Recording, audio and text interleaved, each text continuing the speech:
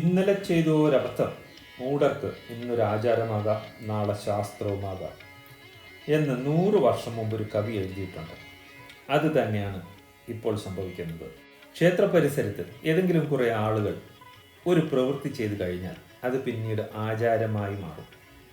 ഇപ്പോൾ ഇതാ പ്രസിദ്ധമായ ആലുവ മണപ്പുറം ക്ഷേത്ര പരിസരത്തും ഇത് തന്നെയാണ് സംഭവിക്കുന്നത്. കാരണം ഇതിനു മുമ്പ് ഇവിടെ വന്നപ്പോൾ ഇങ്ങനൊരു സംവിധാനം കണ്ടിട്ടില്ല.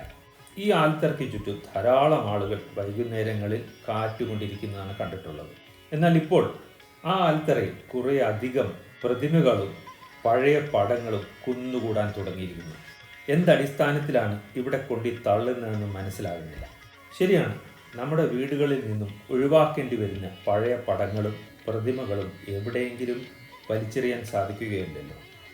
ഇങ്ങനെ ഒരു സാഹചര്യം കിട്ടിക്കഴിഞ്ഞാൽ അത് വിശ്വാസത്തോടെ ഇവിടെ കൊണ്ടുവന്ന് തള്ളാം. വരുന്നവർക്ക് ഇതൊരു പ്രചോദനമാകും. വരും കാലങ്ങളിൽ ഇതെല്ലാം ഇവിടെ കുന്നുകൂടുകയും ചെയ്യും.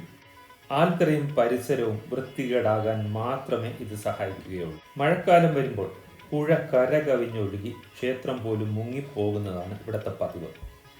അത് കഴിയുമ്പോൾ ഈ കൂട്ടിവച്ചിരുന്നതെല്ലാം തന്നെ വെള്ളത്തിലൂടെ ഒഴുകി പരിസര പ്രദേശത്തും പുഴയിലേക്കും പോകും.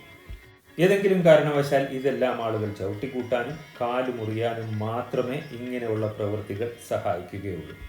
ഇത്തരം മണ്ടത്തരത്തിന് കൂട്ടുകൂടാതിരിക്കുക, അനുകരിക്കാതിരിക്കുക, പ്രചരിപ്പിക്കാതിരിക്കുക.